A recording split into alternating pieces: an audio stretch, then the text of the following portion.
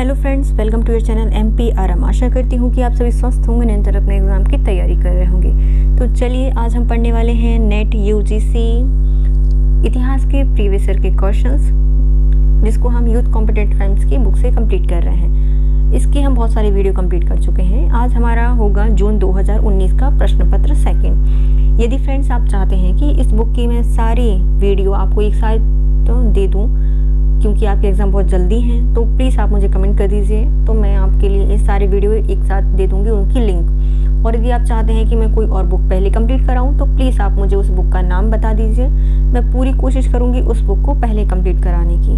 पहले अपन इस बुक को कंप्लीट करते हैं। पहला क्वेश्चन है इसका, और यदि आप चाहते हैं कि जल्दी से मैं वीडियो कंप्लीट करा दूँ, तो प्लीज़ आपको कमेंट करना पड़ेगा, लाइक और शेयर सब्सक्राइब करना पड़ेगा अपने फ्रेंड्स के साथ। तो कीजिए और मुझे सपोर्ट कीजिए। तो पहला क्वेश्चन है, उस स्थान की पहचान कीजिए जहां घोड़े होने के प्रमाण नहीं मिलते। मतलब ऐसा कोई भी प्रमाण नहीं है कि हमें वहां पर मिले कि घोड़ा था या नहीं था। तो ये हो जाएगा हमारे बुर्जहोम में, जो कि 1700 ईसा पूर्व का स्थल है। बुर्जहोम जम्मू कश्मीर में है। तो यहाँ पे मतलब आप होम समझ लो ना, तो हमारे घर में घोड़े रहते हैं क्या? नहीं रहते। तो हमारे यहाँ से घोड़े के साक्ष्य नहीं मिले हैं बुर्जहोम से। बुर्जहोम का शाब्दिक अर्थ होता है बुर्ज वृक्ष का स्थान, या वच, जो कि भोज वृक्षों के उस स्थल को डी टेरा पीटरसन ने 1935 में खोजा था। यहाँ से गड्ढा घर मालिक के साथ कुत्ते दफनाने के साक्ष्य मिले हैं। हड़प्पा चरण में लोकप्रिय था ये। यहाँ से घोड़े का कोई भी साक्ष्य प्राप्त नहीं होता। हड्डियों के औजार, छिद्र युक्त सूर्य खुरदुरे एवं रूखड़े धूसर मृदभांड यहाँ से मिले हैं। कृषि, गेहूं और जौ के प्रत्यक्ष साक्ष्य मिलते हैं। यहाँ के लोग मुख्य रूप से आखेट और मछली पकड़कर अपना जीवन यापन करते थे। यह नवपाषाण काल एवं मध्यपाषाण काल के ऐतिहासिक कालों से संबंधित है। नेक्स्ट आता है कालीबंगा, जहाँ प्राग हड़प्पा संस्कृति के अनेक स्थल पाए गए हैं। निम्नलिखित में से किस स्थल पर है? तो कालीबंगा पाया जाता है राजस्थान से, जहाँ पर प्राग हड़प्पा संस्कृति के अनेक साक्ष्य मिले हैं। कालीबंगा राजस्थान के गंगानगर जिले में सरस्वती घग्गर नदी के बाएं किनारे स्थित है। यह सिंधव सभ्यता का एक महत्वपूर्ण स्थल है, जहां से 1961 में बीबी लाल और BK थापर ने खुदाई कराई, और संभवतः यह सिंधव सभ्यता की तीसरी राजधानी थी, जहां से जुते हुए खेत के साक्ष्य मिले हैं। यहाँ से भूकंप के प्राचीनतम साक्ष्य मिलते हैं, जिसके परिणाम स्वरूप यहाँ की प्राग हड़प्पा सभ्यता का अंत लगभग 2700 से 2600 ईसा पूर्व हो गया था, ये पता चलता है। नेक्स्ट आता है धर्मशास्त्र रचनाओं के संबंध में निम्नलिखित में कौन सा वक्तव्य सही नहीं है, ये बताइए। इसमें 4 वर्गों और सामाजिक जीवन के मापदंडों का संदर्भ है, सही है। इसमें विभिन्न जातियों के संदर्भ नहीं है, तो ये गलत हो जाएगा। इसमें देश, धर्म, कुल धर्म का संदर्भ है, ये भी सही है। इसमें जोर दिया गया है कि प्रत्येक व्यक्ति अपने वर्ग के काम करे, अपने वर्ण के काम करे, तो ये भी सही है। सिर्फ बी गलत हो जाएगा। धर्मशास्त्र के अंतर्गत धर्म सूत्र, स्तुतियां, टीकाओं को लिखा जाता है। गौतम धर्म सूत्र सर्वाधिक प्रचलित है। वर्ण व्यवस्था का स्पष्ट वर्णन सूक्तों से प्राप्त होता है।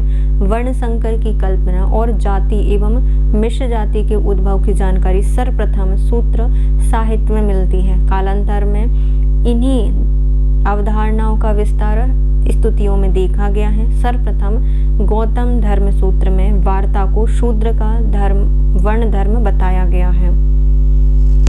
सर्वप्रथम गौतम धर्म सूत्र में वार्ता को शूद्र का वर्ण धर्म बताया गया है। निम्नलिखित में से किस महाजनपद ने यूनानियों के खिलाफ लड़ने वाली फारसी सेना को पुरुष और सामग्री की आपूर्ति होती थी? तो ये होती थी गांधार से। कहाँ पर होती थी?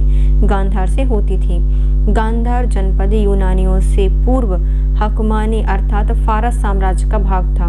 यूनानियों के खिलाफ युद्ध में लड़ने वाली फारसी सेना को पुरुष एवं सामग्रियों की आपूर्ति इसी महाजनपद से होती थी। नीचे दिए गए हैं कथन और कारण। कथन कहता है कि गुप्त काल को सांस्कृतिक विकास के क्षेत्र में प्रायः क्लासिकल युग कहा जाता है। तो पहला सही हो जाएगा, कारण गुप्त काल के कलात्मक आदर्शों की प्रशंसा करते हुए यह तर्क दिया जाता है कि यह एक ऐसा युग है जिसमें कलात्मक क्रियाकलापों का आश्चर्यजनक विकास देखने को मिलता है। तो ये भी सही हो जाएगा, दोनों सही हैं, लेकिन आर एक ही सही व्याख्या नहीं करता। गुप्त सम्राटों का शासनकाल प्राचीन भारतीय इतिहास के उस युग का प्रतिनिधित्व करता है जिसमें सभ्यता संस्कृति के प्रत्येक क्षेत्र में अभूतपूर्व प्रगति हुई और हिंदू संस्कृति अपने उत्कृष्ट की पराकाष्ठा पर पहुंच गई। गुप्त काल की चहुमुखी प्रगति को ध्यान में रखकर ही राष्ट्रवादी इतिहासकारों ने इस काल को स्वर्ण युग की संज्ञा से अभिहित किया है। इस काल को क्लासिकल युग सर्वप्रथम के.एम. मुंशी के द्वारा कहा गया है।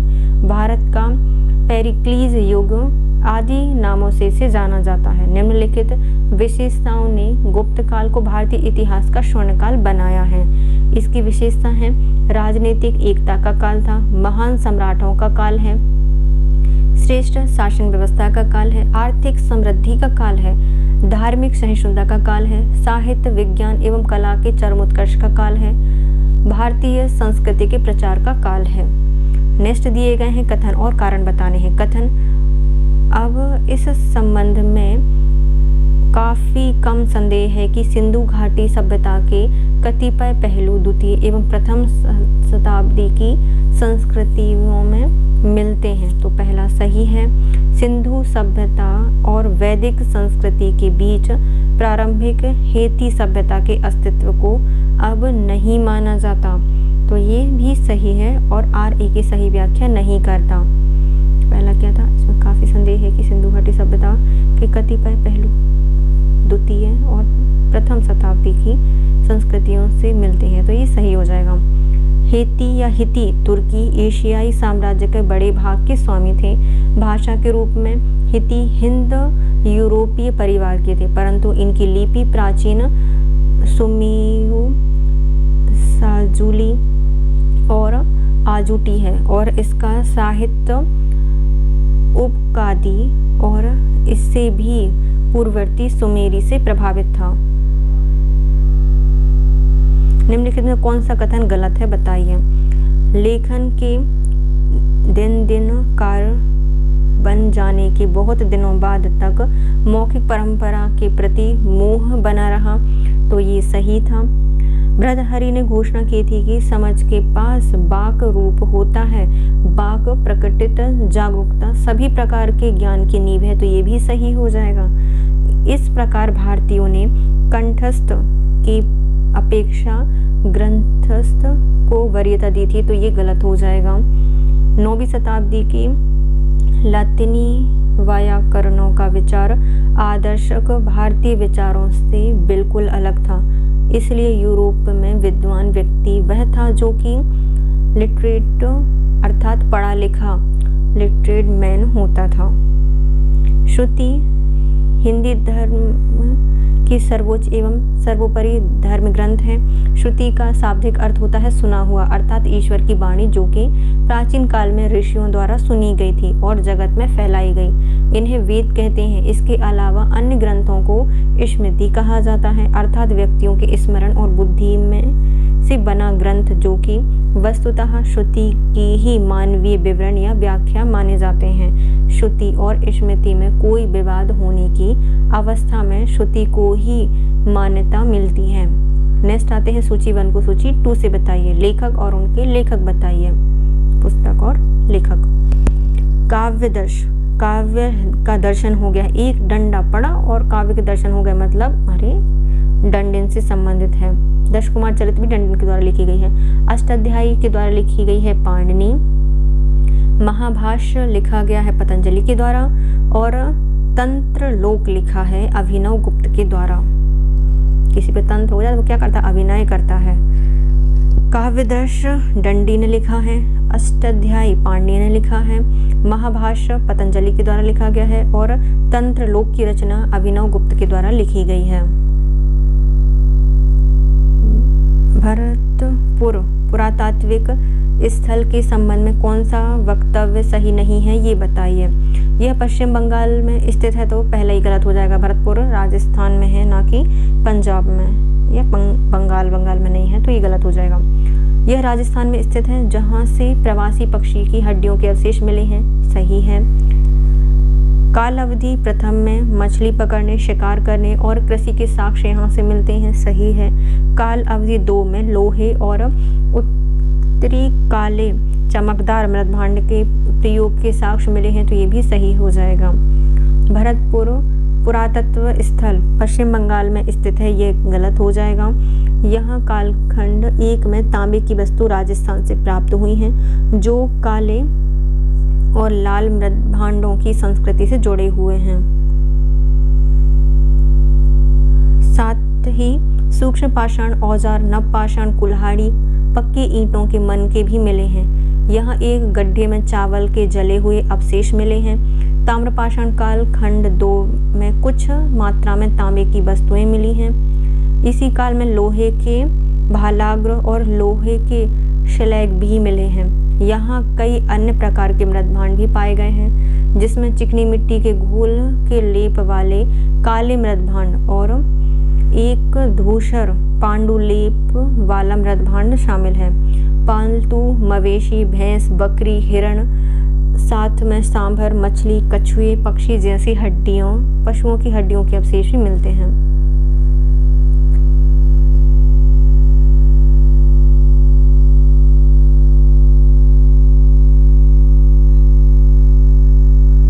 निम्नलिखित में से कौन सा मिल के हिस्ट्री ऑफ ब्रिटिश इंडिया के संबंध में सही नहीं है ये बताइए। इसे भारत के पारंपरिक संस्थानों को जड़ और पश्चिमगामी पाया है, तो पहला सही हो जाएगा। दूसरा, मिल द्वारा किए गए विश्लेषण साम्राज्यिक सरकार के अनुकूल था, ये भी सही है। यह हैलीवरी कॉलेज में भारतीय सिविल सेवा के ब्रिटिश अधिकारी हेतु भारत के संबंध में एक पाठ्य पुस्तक बनी, तो ये भी सही है। इस पर ब्रिटिश उपनिवेशवाद दर्शन का कोई असर नहीं था, तो ये गलत है। जेम्स मिल की पुस्तक हिस्ट्री ऑफ ब्रिटिश इंडिया का सर्वप्रथम प्रकाशन 1817 में हुआ था। इस पुस्तक पर ब्रिटिश उपयोगितावादी दर्शन का अत्यधिक प्रभाव दिखाई पड़ता है। मिल द्वारा किया गया विश्लेषण साम्राज्यवादी सरकार के अनुकूल था। इसमें भारत की पारंपरिक संस्थानों को जड़ और पश्चिमगामी पाया गया। मिल की यह पुस्तक हैलीवरी कॉलेज में भारतीय सिविल सेवा के ब्रिटिश अधिकारियों हेतु भारत के संबंध में एक पाठ्य पुस्तक बनी। नेक्स्ट आते हैं, नीचे दिए गए किसके उपकरणों के सुव्यवस्थित विवरण वाली पहली उपलब्ध भारतीय रचना कहा जाता है? तो सबसे पहली अच्छी व्यवस्थित विवरण वाली पुस्तक है ब्रह्मस्फुट सिद्धांत।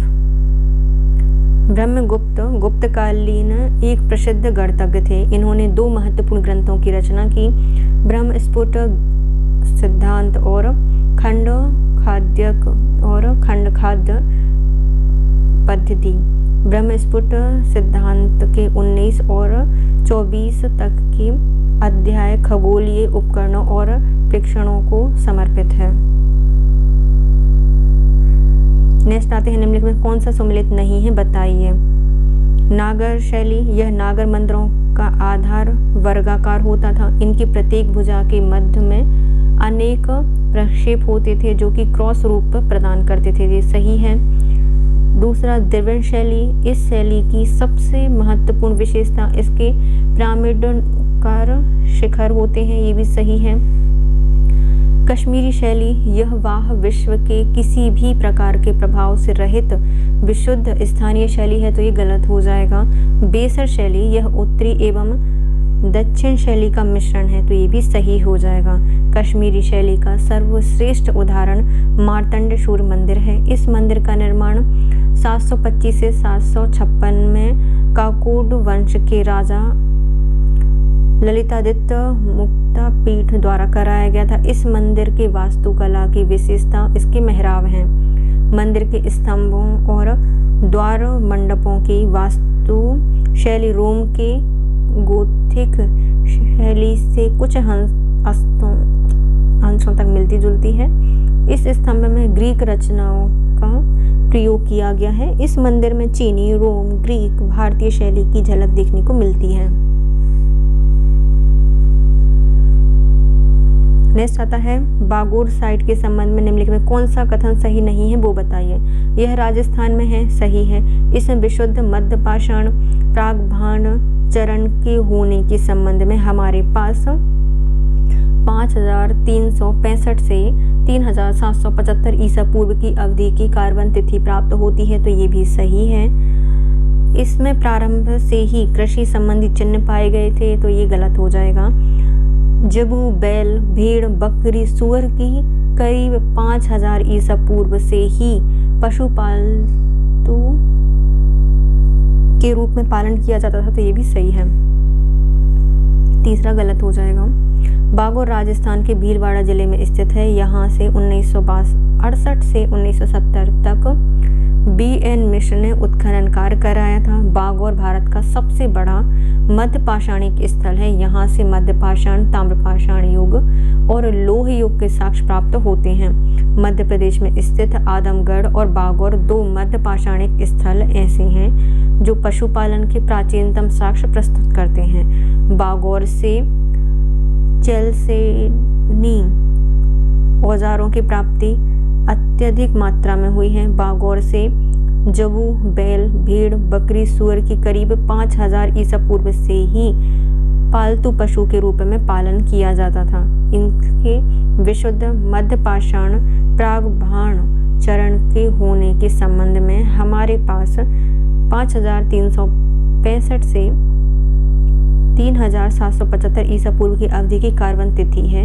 यहाँ प्रारंभ से ही कृषि संबंधी चिन्ह नहीं मिलते हैं।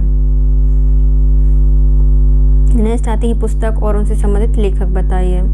इरफान हबीब। इरफान हबीब का संबंध है किससे? Imagining river Saraswati, the defence of common sense से इरफान हबीब से संबंधित है।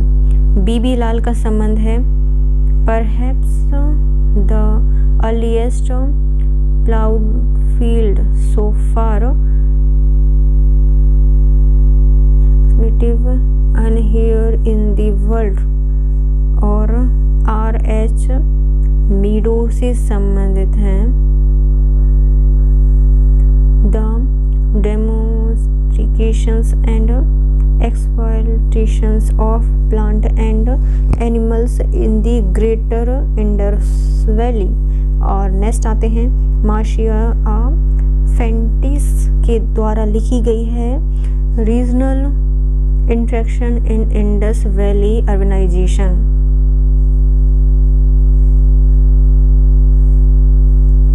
पहले आते हैं इरफान हबीब।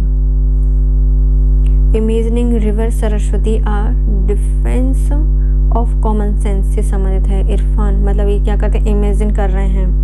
हर ख्वाब मतलब ख्वाब, देखो हबीब से संबंधित है ख्वाब। Imagining river Saraswati defence of common sense. Next आते हैं बीबी लाल। लाल लाल इन लोगों ने बताया है पूरा world. Perhaps the earliest proud field so far excavated Henry here in the world, इनके द्वारा लिखी गई है।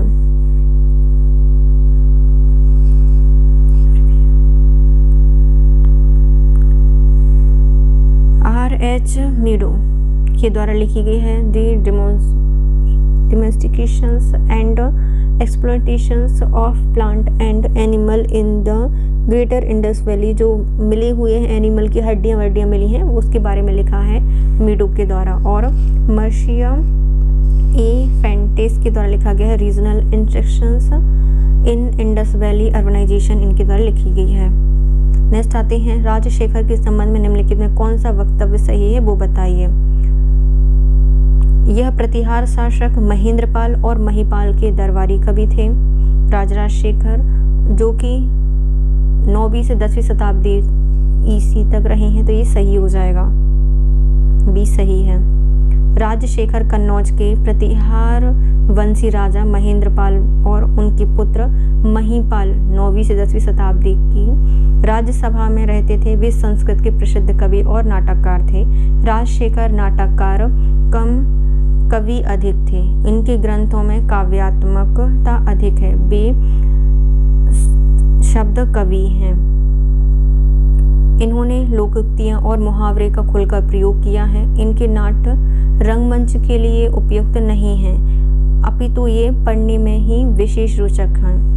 इनकी पुस्तकों की रचना इस प्रकार है। पहले इन्होंने बाल रामायण, बाल भारत, प्रचंड पांडव, विदुषाल भंजिका, कपूर मंजरी, काव्य मीमांसा, हर विलास और भुवन कोश की रचना की है। राजशेखर के द्वारा लिखा गया है बाल रामायण, बाल भारत, प्रचंड पांडव, विशुद्ध भंजिका, कपूर मंजरी, काव्य मीमांसा, हर विलास और भुवन कोश निम्नलिखित में से कौन सा मनुस्मृति से मिश्रित जातियों को दिए जाने वाले विभिन्न दर्जों के संबंध में सही नहीं है, वो बताइए। वर्ण व्यवस्था में एक दर्जा कम की पत्नी से जन्मे बच्चे को दुजों के भाग के रूप में स्वीकृति मिलती है। दूसरा, वर्ण दुजे के हिसाब से 2 या 3 डिग्री नीचे की महिलाओं से जन्मे बच्चों से शूद्रों में एक नया समूह निर्मित होता है। यदि महिला का स्तर दर्जा पुरुष के दर्जे से ऊंचा होता है तो ऐसे विवाह से संगतियों को माता पिता की दर्जे के नीचे रखा जाता है। नेक्स्ट आता है अनुलोम विवाह को प्रतिलोम विवाह की अपेक्षा कहीं अधिक पवित्र कानून का उल्लंघन करने वाला माना गया है, तो ये गलत हो जाएगा। मनुस्मृति हिंदू धर्म का एक प्राचीन धर्मशास्त्र है। इसे मानव धर्मशास्त्र और मनु संहिता आदि नामों से भी जाना जाता है। मनुस्मृति में वर्ण व्यवस्था का विस्तार से वर्णन किया गया है। इसके अनुसार वर्ण व्यवस्था में एक दर्जा कम की पत्नी से जन्मे बच्चे को दुजों के भाग के रूप में स्वीकृति मिलती है। वर्ण दर्जे के हिसाब से 2 या 3 डिग्री नीचे की महिला से जन्मे बच्चे से शूद्रों में एक नए समूह मिल जाते हैं। यदि महिला का संबंधित दर्जा पुरुष के दर्जे से ऊंचा होता है तो ऐसे विवाह की संतानें माता पिता के दर्जे से नीचे रखी जाती हैं। प्रतिलोम विवाह को अनुलोम विवाह की अपेक्षा कहीं अधिक पवित्र कानून का उल्लंघन करने वाला माना जाता है। मनुस्मृति के टीकाकार भरूच, मेघातिथि, गोविंदराज और कुलूक भट्ट हैं। तो मनुस्मृति की टीका किस किसने की है?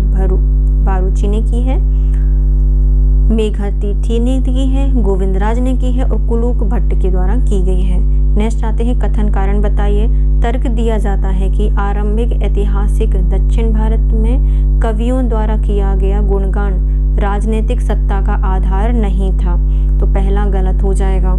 दूसरा कहता है कि उक्त काल के कवि अपनी भौतिक खुशहाली के लिए राजाओं पर निर्भर होते थे, तो ये सही हो जाएगा। आरंभिक ऐतिहासिक दक्षिण भारत में कवियों राजाओं की प्रशंसा में अनेक कविताएं लिखी हैं। इसके बदले में इन्हें राज्य की ओर से अच्छे पुरस्कार प्राप्त होते थे। परंपरा के अनुसार उन्हें धन के अतिरिक्त भूमि, अश्व, रथ, हाथी आदि से भी पुरस्कृत किया जाता था। निम्नलिखित में से कौन सा छोटा सार्वजनिक बाजारों तथा बड़े व्यापारिक केंद्रों के बीच की स्थानीय विनिमय केंद्रों को इंगित करता है? तो ये हो जाएगा मंडपिका, जो कि सार्वजनिक बाजारों में और तथा बड़े व्यापारिक केंद्रों के बीच में स्थानीय विनिमय केंद्र है मंडपिका।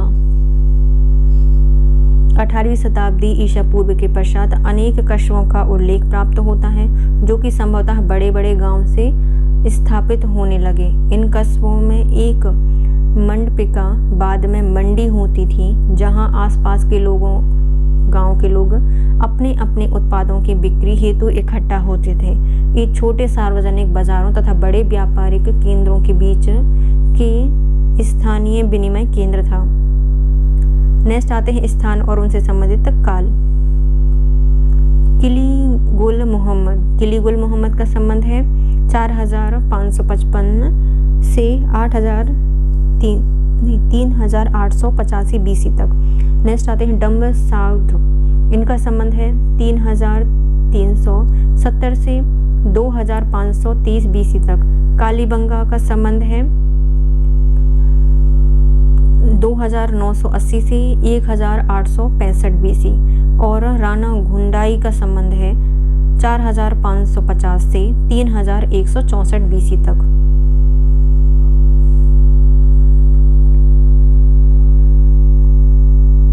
स्थान और काल बताइए। किली गुल मोहम्मद 4555 से 3885 BC तक है।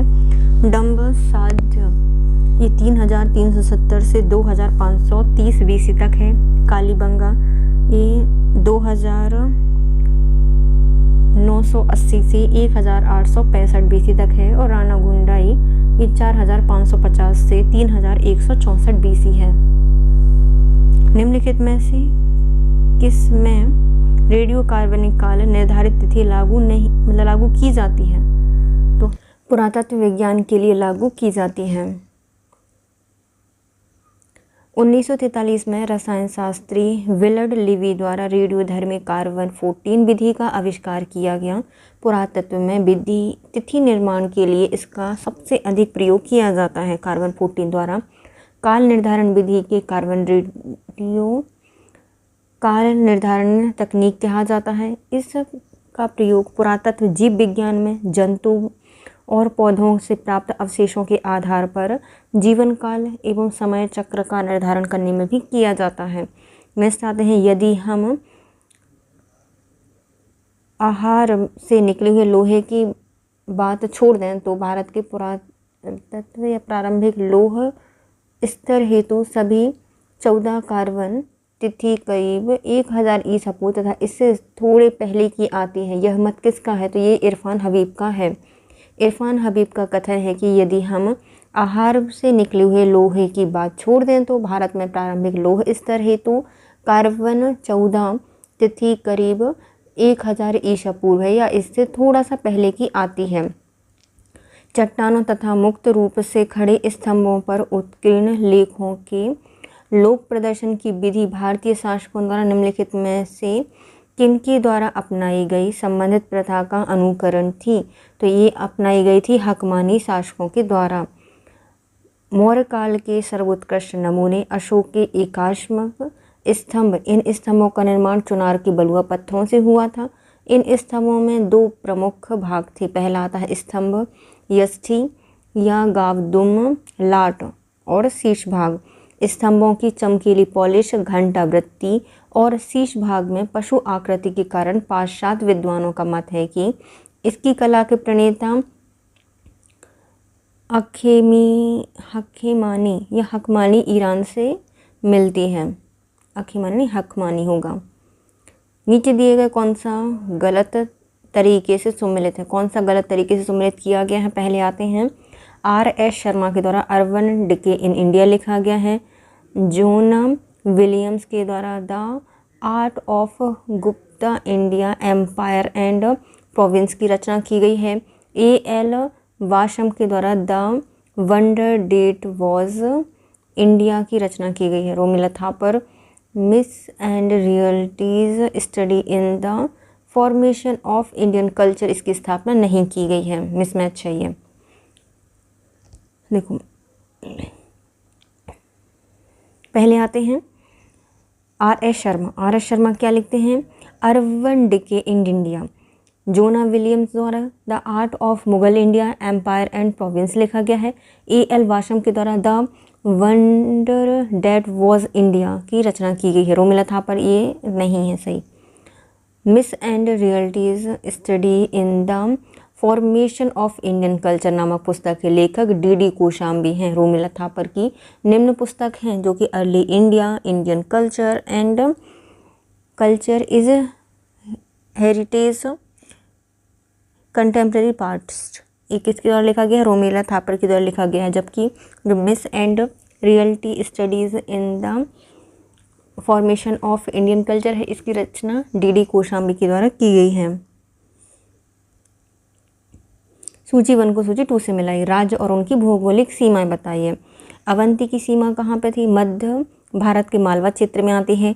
गांधार आधुनिक पेशावर, रावलपिंडी जिले और कश्मीर घाटी गांधार के अंतर्गत आती है। चेदी मध्य भारत में जो बुंदेलखंड का पूरी भाग है उसे चेदी भाग के अंतर्गत रखा जाता है। बज्जी यह नेपाल की पहाड़ियों तक गंगा का उत्तरी भाग कहलाता है बज्जी। तो 1 2 3 4 सही हो जाएगा। राज्य और उनकी भौगोलिक सीमाएं क्या होगी? अवंती मध्य भारत का मालवा क्षेत्र, गांधार आधुनिक पेशावर और रावलपिंडी जिले में कश्मीर घाटी, चेदी मध्य भारत में बुंदेलखंड का पूर्वी भाग और बज्जी नेपाल की पहाड़ियों तक गंगा का उत्तरी भाग। नेक्स्ट आते हैं अग्रहारों के संबंध में निम्नलिखित में से कौन सा वक्तव्य सही है बताइए। पहला, यह संस्कृत शब्द है जिसका प्रयोग विशेष रूप से प्रथम सहस्त्राब्दी में किया गया था, तो पहला गलत है। ये एक ऐसा शब्द है जो कि ब्राह्मणों को दिए जाने वाले भूमि अनुदान की एक श्रेणी का पदनाम था, तो दूसरा सही हो जाएगा, पहला गलत है। सामान्य तौर पर ये अनुदान स्थायी होते हैं, तो ये भी गलत है। दान प्राप्तकर्ता को उत्पादन संगठित करने और भूमि से राजस्व एवं अन्य संसाधन एकत्रित करने का अधिकार दिया जाता है, ये सही है। दूसरा और चौथा सही है। गुप्त काल में मंदिरों एवं ब्राह्मण वर्ग को जो भूमि दान दी जाती थी उन्हें अग्रहार कहा जाता था। इस प्रकार की भूमि सभी करों से मुक्त होती थी।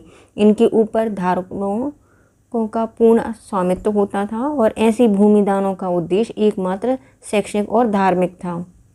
नेक्स्ट आते हैं संभवतः शकों द्वारा उनके राजनीतिक प्रभुत्व हेतु अपनाया गया सांस्कृतिक नवाचार ही था कि एक नए युग का नए ये नाम उसके नाम पर रखा गया।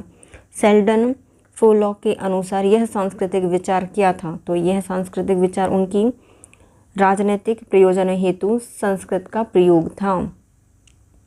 सीथियनों को ही भारत में शक कहा गया है। चीनी लेखकों ने इनको सई और सईवांग कहा है।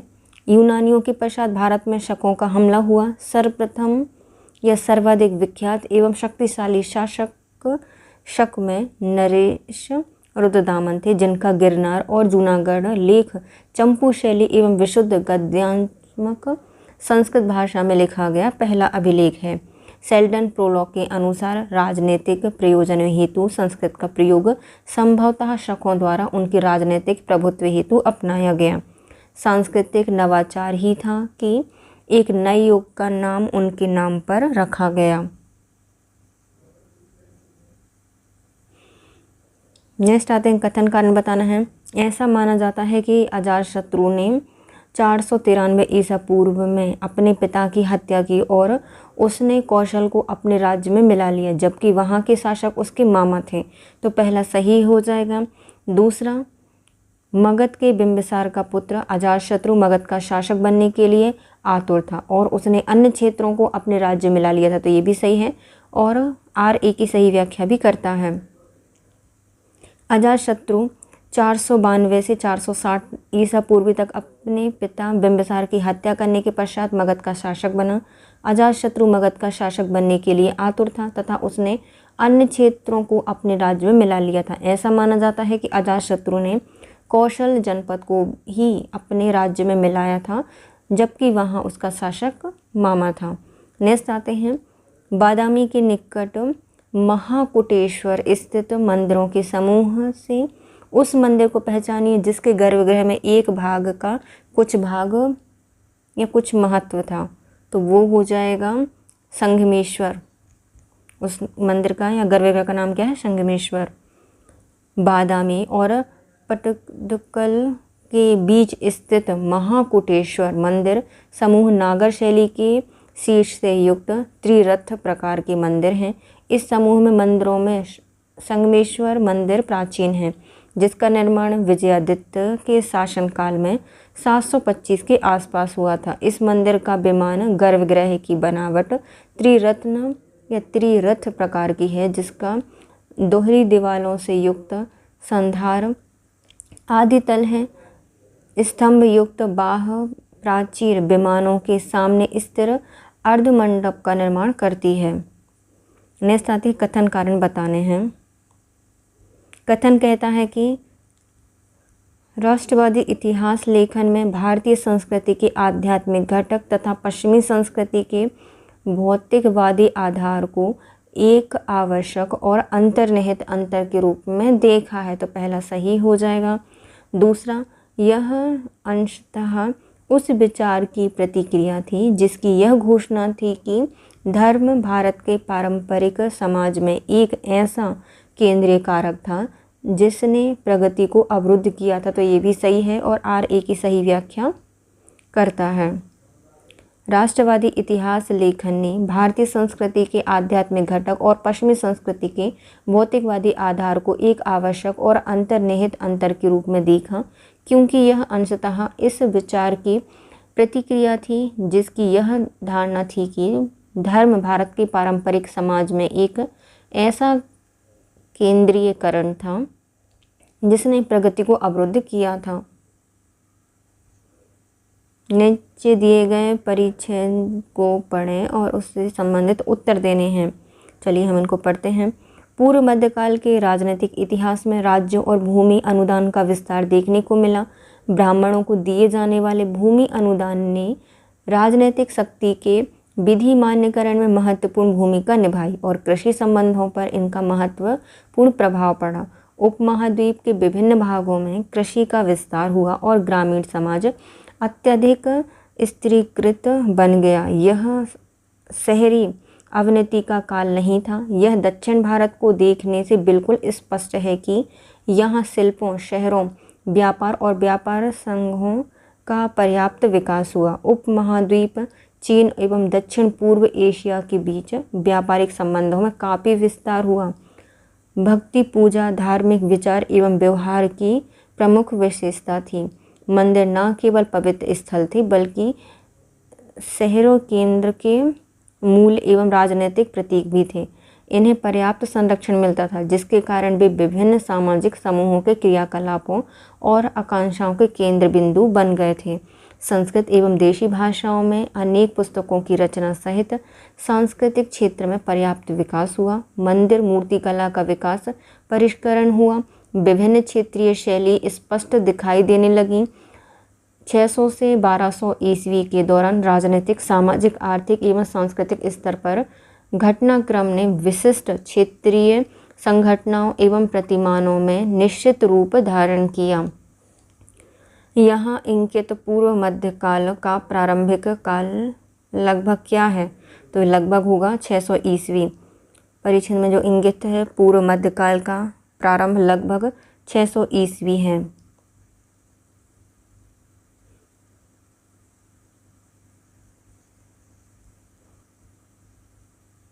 नेक्स्ट आते हैं, ब्राह्मणों को दिए गए भूमि अनुदानों का क्या परिणाम था? इन्होंने शासकों की स्थिति को सुदृढ़ किया था। इससे कृषि का विकास हुआ क्योंकि प्रायः अनुदान प्राप्तकर्ता को खेती के तहत नई भूमि लानी पड़ती थी। तो ये भी सही हो जाएगा। भेदभावहीन ग्रामीण समाज का और स्त्रीकरण हुआ। तो ये भी सही है। धार्मिक संस्थानों और व्यक्तियों को भूमि अनुदान प्रदान करने की प्रथा की शुरुआत 600 ईस्वी में हुई थी। तो ये गलत हो जाएगा। ब्राह्मणों को दिए जाने वाले भूमि अनुदान को निम्नलिखित परिणाम हुए थे। पहला, इन्होंने शासकों की स्थिति को सुदृढ़ किया था। इससे कृषि का विकास हुआ क्योंकि प्रायः अनुदान प्राप्तकर्ता को खेती के तहत नई भूमि लानी पड़ती थी। भेदभाव विहीन ग्रामीण समाज का और स्त्रीकरण हुआ था।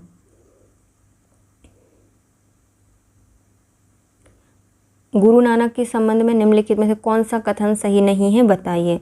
जब गुरु नानक 16 साल के थे तभी उनके माता पिता ने उनकी शादी कर दी। बाद में वह एक व्यापारी और किसान बन गए। तो ये सही है। दूसरा, भाई मर्दाना की गुरु नानक से मुलाकात हुई और वे आजीवन मित्र बने रहे। तो ये भी सही है। इन्होंने हिंदू सूफी धार्मिक स्थलों के दर्शन करते हुए पानीपत से असम तक की यात्रा की थी। तो ये भी सही है। वह श्रीलंका गए परंतु कश्मीर जाने की तीव्र इच्छा के बावजूद वहाँ नहीं रह पाए।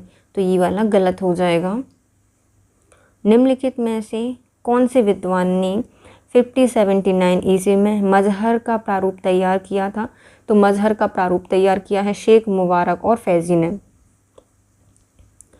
5079 में अकबर ने मजहर जारी किया। मजहर जारी करने की प्रेरणा शेख मुबारक तथा उसके पुत्रों फैजी तथा अबुल फजल द्वारा दी गई थी। मजहर ने अकबर को यह अधिकार दिया था कि उलेमा में किसी विषय पर मतभेद होने की दिशा में वह साम्राज्य की ज़रूरतों को ध्यान में रखते हुए किसी एक विचार को जिसे वह सर्वोत्तम समझे मान्यता दे सकता है।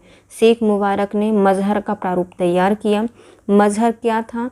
7 प्रमुख उलेमाओं के हस्ताक्षर से युक्त एक घोषणा पत्र। शेख मुबारक, अब्दुल नबी, अब्दुल्ला, सुल्तानपुरी, जलालुद्दीन मुल्तानी, गाजी खां, बख्शी ने हस्ताक्षर किया, लेकिन फैजी और अबुल फजल का इस पर हस्ताक्षर नहीं था। किस किस ने हस्ताक्षर किए थे? शेख मुबारक, अब्दुल नबी, अब्दुल्ला, सुल्तानपुरी, जलालुद्दीन मुल्तानी, गाजी खां, बख्शी ने हस्ताक्षर किए थे, लेकिन फैजी और अबुल फजल ने इस पर हस्ताक्षर नहीं किए थे।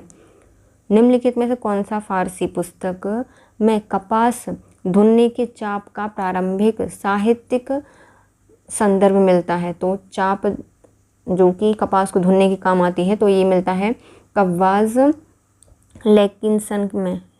कब्बास लेकिंसन किन में मिलता है? लेकिंसन फारसी पुस्तक कव्वास लेक्सिकिन में कपास धुनने के चाप का प्रारंभिक साहित्यिक संदर्भ मिलता है। नेक्स्ट आते हैं, शाहजहां पहला मुग़ल बादशाह था जिसने माही मिरातिब नामक एक नए ध्वज की शुरुआत की। इसे किसी व्यक्ति को प्रदत्त सर्वोच्च सम्मान माना जाता है। शाहजहां से पहले कौन सा भारतीय शासक इसे प्रदान किया था? तो इसे दिल्ली के सुल्तान को प्रदान किया गया था, या उसने प्रदान किया था। माही मिरातिब नामक एक ध्वज जो कि मुग़ल काल में किसी व्यक्ति को दिया जाने वाला सर्वोच्च सम्मान था तथा यह केवल उनको दिया जाता था जिनकी रैंक 7000 या उसके ऊपर की होती थी। यह ध्वज शाहजहां के समय प्रदान किया जाने लगा था। इससे पूर्व यह झंडा दिल्ली के सल्तनत के सुल्तानों द्वारा दिया जाता था। नेक्स्ट आते हैं, शाहजहानाबाद में शाहीबा बाग बगीचे का निर्माण किसने करवाया था? जिससे धनी व्यापारी के लिए सराय के रूप में प्रयोग किया गया था। तो इसका निर्माण जहान आरा बेगम के द्वारा करवाया गया था। जहान आरा बेगम शाहजहां की पुत्री थी। शाहजहानाबाग का नक्शा जहान आरा बेगम ने बनवाया था। चांदनी चौक और शाहजहानाबाद में स्थित साहिबा बाग का बगीचे का निर्माण भी जहान आरा ने करवाया था। साहिबा बाग बगीचा बेगम का बाग के नाम से भी जाना जाता है। इसमें धनी व्यापारियों तथा यात्रियों के लिए एक सराय भी बनवाई गई थी।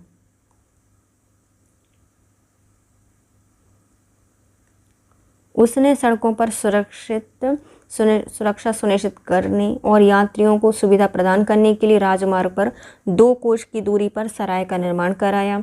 वहां यात्री बिस्तर और पका भोजन प्राप्त कर सकते थे। बिना पके भोजन की भी आपूर्ति की व्यवस्था की गई थी।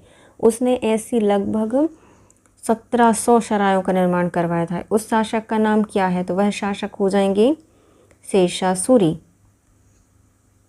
शेरशाह ने सड़कों को सुरक्षित करने तथा यात्रियों की सुविधा के लिए उसने 2-2 कोस अर्थात 4 मील की दूरी पर सराय बनवाई थी। हिंदू एवं मुसलमानों के लिए इन सरायों में अलग अलग खंड बनाए गए थे जहां उन चारपाई बिस्तर और भोजन दिया जाता था। मुसलमानों के लिए मुसलमान और हिंदुओं के लिए ब्राह्मण रसोई रखे थे।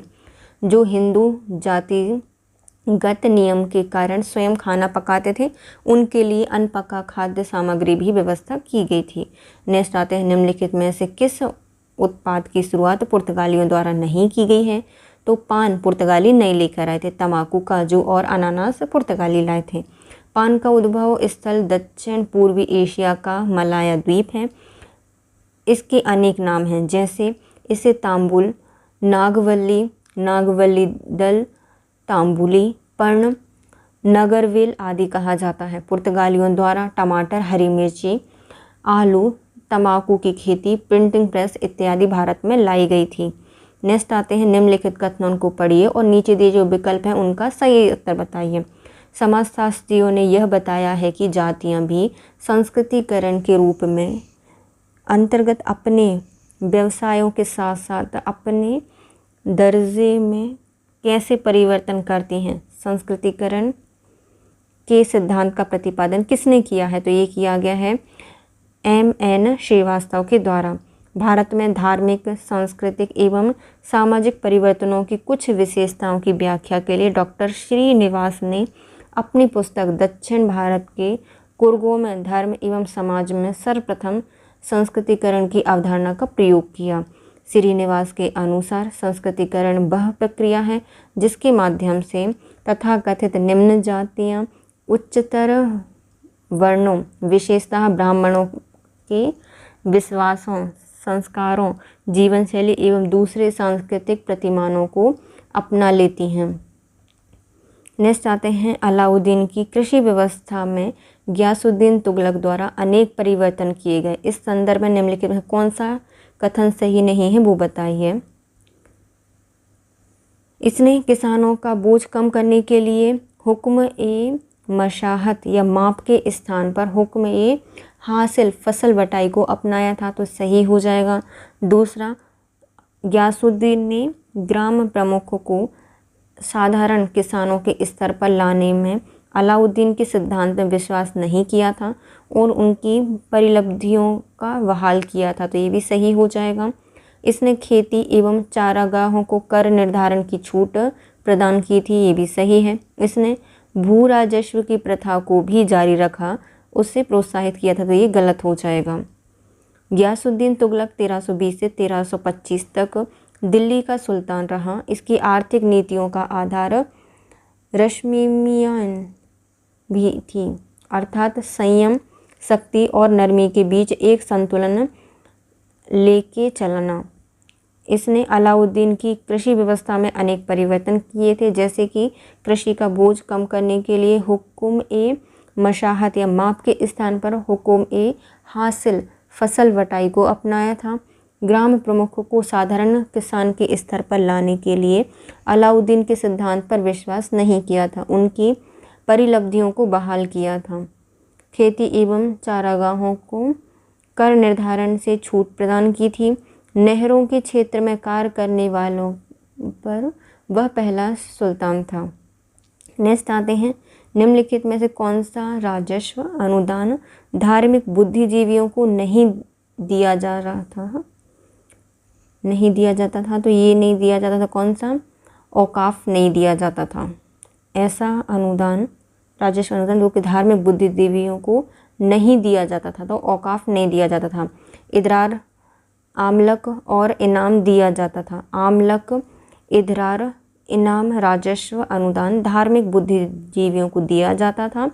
औकाफ वक्फ परिसंपत्ति होती थी। वक्फ शब्द अरबी भाषा का वकूफ़ा शब्द से व्युत्पन्न है, जिसका अर्थ है रोक कर या बांध कर रखना।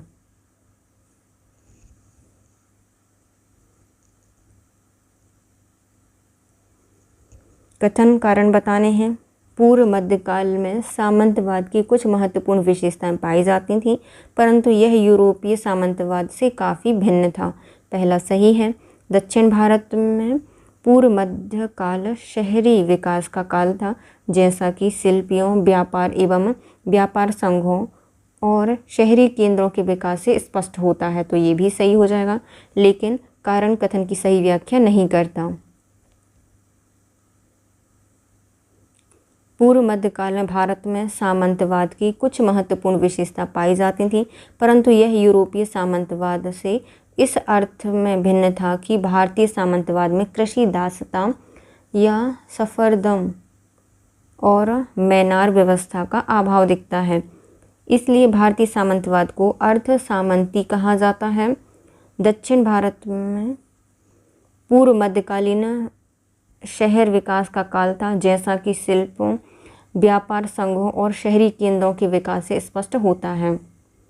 नेक्स्ट आते हैं सूची और क्षेत्र बताइए। चचनामा का संबंध किससे है? चचनामा का संबंध है सिंध से। रियाज उल सलातीन का संबंध है बंगाल से। मेरात ए अहमदी का संबंध है गुजरात से। और नुक्सा ए दिलखुशा का संबंध है दक्कन से। दिल खुश हो जाएगा दक्कन से। तो चचनामा सिंध से संबंधित है। रियाज उल सलातीन, तो हमें 3 साल हो गए बंगाल नहीं गए, तो रियाज उल सलातीन का संबंध है बंगाल से। मेरात उल अहमदी गुजरात से संबंधित है, अहमदाबाद भी तो गुजरात में है। और नुक्शा ए दिलखुशा का संबंध किससे है? दक्कन से है।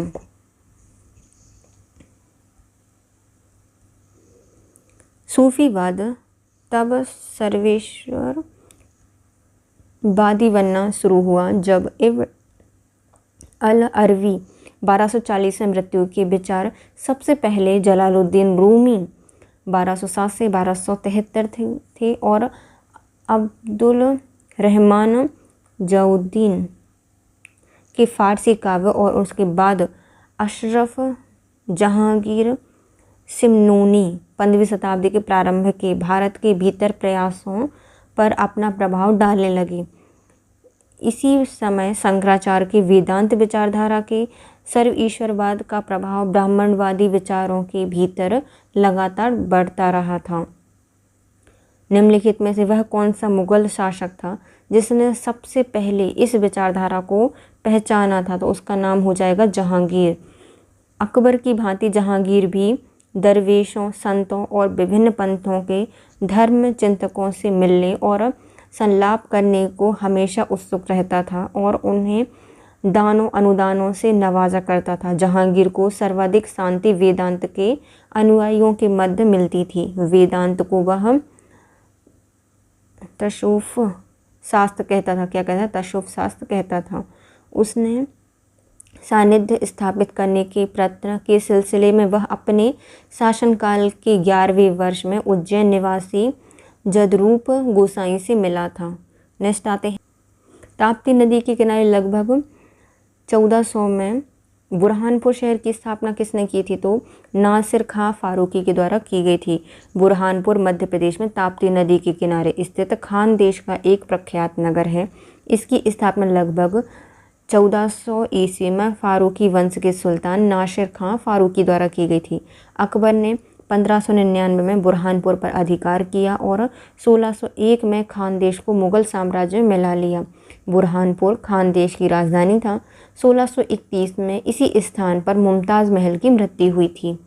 नेक्स्ट आते हैं मीर जुमला ने अहोम राज्य पर हमला करके अहोम की राजधानी गढ़गांव पर कब्जा किया। 1663 में अहोम राज्य और उसके बीच एक संधि हुई। अहोमों ने किस वर्ष मुगलों को कुल हाजो को छोड़कर मानस नदी को सीमा के रूप में स्वीकार करने के लिए बाध्य किया था? तो ये किया था 1681 में। औरंगज़ेब ने मीर जुमला को बंगाल का नवाब गवर्नर नियुक्त किया। मीर जुमला ने मार्च 1662 में असम के अहोम राज्य पर हमला करके अहोम की राजधानी गढ़गांव पर कब्जा किया। 1663 में अहोम राज्य और उसके मध्य एक संधि हुई। अहोमों ने जुमला की मृत्यु के पश्चात 1681 में पुनः मुगलों की कूच हाजी को छोड़ने और मानस नदी को सीमा के रूप में स्वीकार करने के लिए बाध्य किया था।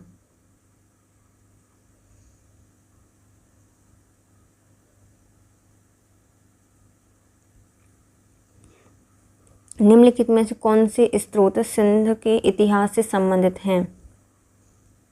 तो सिंध के इतिहास को बताते हैं तारीख ए ताहिरी और मतहर ए शाहजहानी। सारे जहाँ से अच्छा उसकी तस्वीर ताहिरी नहीं है, ताहरी हरी सिंधु नदी सिंध के बारे में बताती है। तो तीसरा और चौथा तारीख ए ताहिरी मीर ताहिर मोहम्मद नशियानी द्वारा लिखी गई थी। किसने लिखी है? सियानी थी। तो ताहिरी लिख दी। तारीख ए ताहिरी और मीर ताहिरी की रचना मोहम्मद नशियानी के द्वारा की गई है, जबकि मजहर ए शाहजहानी के लेखक इशरफ मिराक हैं। तो मजहर ए शाहजहानी के लेखक कौन है? इशरफ मिराक। ये पुस्तकें सिंध के इतिहास जानने में महत्वपूर्ण स्रोत हैं। नेक्स्ट आते हैं 18वीं शताब्दी के स्रोत। तुहफात उल हिंद में निम्नलिखित में से किस बोली में विशाल शब्दावली दी गई है? तो ये दी गई है ब्रजभाषा की बोली में विशाल शब्दावली दी गई है तुहफात उल हिंद में। मिर्ज़ा खान द्वारा रचित तुहफात उल हिंद मध्यकालीन अत्यंत प्रसिद्ध कोश है। इस पुस्तक में ब्रजभाषा के क्षेत्र का उल्लेख है। 18वीं शताब्दी में रचित इस पुस्तक में ब्रजभाषा की विशाल शब्दावलियों का संग्रह है। किसने रचा है इसको? तो मिर्ज़ा खां के द्वारा इसको रचा गया है। तुहफात उल हिंद को तोहफा दे दिया हिंद को ब्रजभाषा का। नेक्स्ट आती है सूची 1 को सूची 2 से मिलाइए। मलिक सरवर, जो मलिक सरवर है इनका संबंध है जौनपुर से। जाफ़र खां गुजरात से आते हैं। दिलावर खां गौरी, इनका संबंध है मालवा से। और अलाउद्दीन हसन का संबंध है बहमनी से। हंसता हंसता चला गया बहमनी। दिलावर खां, दिल तो होता है मालवा वालों के पास। मलिक सरवर जौनपुर से संबंधित है। मलिक सरवर का संबंध है जौनपुर सल्तनत से। जाफ़र खां का संबंध है गुजरात सल्तनत से। एक जाफ़र खां रंगून चला गया था, इसके अगेंस्ट में जाफ़र खां कहाँ पहुंचा है? गुजरात सल्तनत में। दिलावर खां गौरी मालवा से संबंधित है। और अलाउद्दीन हसन ये बहमनी सुल्तान या सल्तनत से संबंधित है। निम्नलिखित में कौन सा सही है बताइए। इब्न बतूता भारत में उत्पादित आम का बढ़ चढ़कर वर्णन करता है, तो पहला सही है। वह गुठली बोकर उसके उत्पादन का उल्लेख करता है, ये भी सही है। इब्न बतूता उल्लेख करता है कि भारत में आम की कलम बांधने की प्रक्रिया है, तो ये बांधने, अभी बोला गुठली का प्रयोग करते थे, तो तीसरा गलत हो जाएगा। इब्न बतूता ने 1333 में भारत में मोहम्मद बिन तुगलक के समय में यात्रा की थी। वह मोरक्को का निवासी था। उसने अपनी भारत यात्रा का वृत्तांत रहला नामक ग्रंथ में लिखा है। इब्न बतूता मोरक्को का एक ऐसा यात्री था जो कि मोहम्मद बिन तुगलक के शासनकाल में भारत आया था। उसने भारत में उत्पादित आम का बढ़ चढ़कर वर्णन किया। उसके अनुसार भारत के लोग कच्चे आम का अचार बनाते हैं और पके हुए फल चूसकर और काटकर खाते हैं। इब्न बतूता आम की गुठली बोकर उसके उत्पादन का उल्लेख करता है। नेक्स्ट आते हैं अलाउद्दीन खिलजी की मौत के बाद उसकी मूल्य नियंत्रण व्यवस्था ध्वस्त हो गई और कुतुबुद्दीन मुबारक खिलजी के शासनकाल में कीमतों में तेजी से बढ़ोतरी हुई। निम्नलिखित में से कौन सा इतिहासकार यात्री मुबारक खिलजी के शासनकाल के दौरान बढ़ती कीमतों के बारे में उल्लेख करता है? तो इनका नाम हो जाएगा शेख मुबारक। मुबारक खिलजी की व्यवस्था को बताता है शेख मुबारक। अलाउद्दीन खिलजी की मौत 5 जनवरी 1316 को हुई थी। इसके बाद उसकी मूल नियंत्रण व्यवस्था ध्वस्त हो गई और कुतुबुद्दीन मुबारक खिलजी के शासनकाल में कीमतों में तेजी से बढ़ोतरी हुई थी और इसका उल्लेख शेख मुबारक करते हैं। नेक्स्ट आता है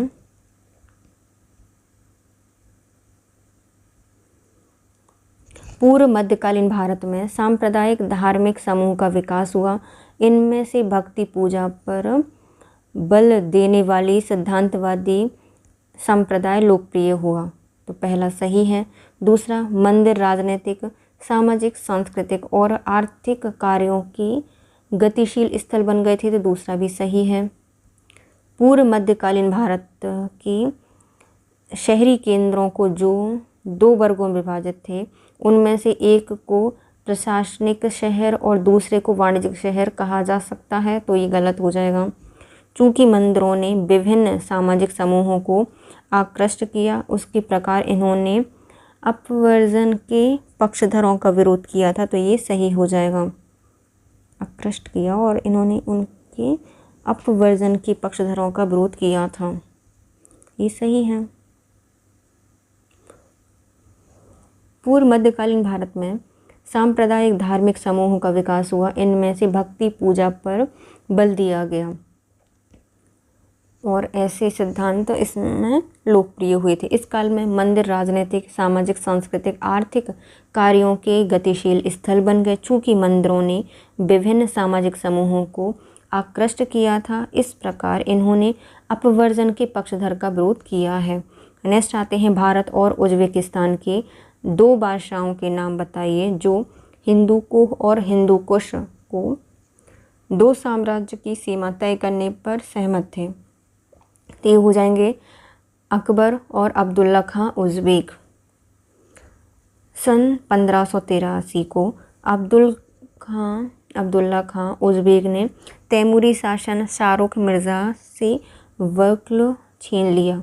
उसके बाद 1585 में बक्शा को भी जीत लिया। मिर्ज़ा हकीम की मृत्यु के बाद 1585 में अकबर ने काबुल को अपने साम्राज्य में मिला लिया। इस प्रकार अब मुग़ल और उज़्बेक सीमाएं एक दूसरे से लगने लगीं।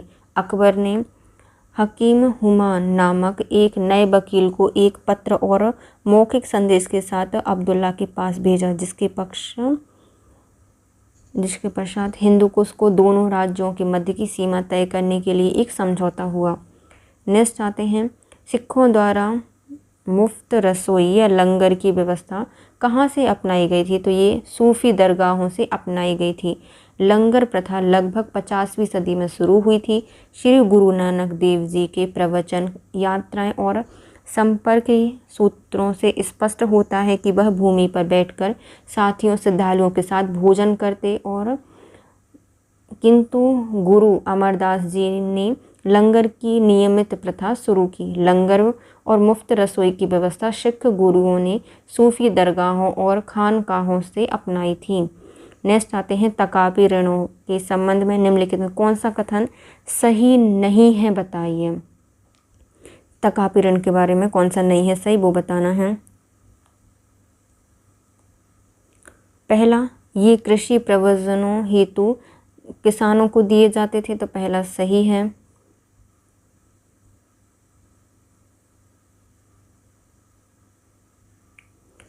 ये व्यापारिक प्रयोजनों हेतु व्यापारियों को दिए जाते थे, तो ये गलत हो जाएगा, व्यापारियों को नहीं दिया जाता, कृषि से संबंधित था।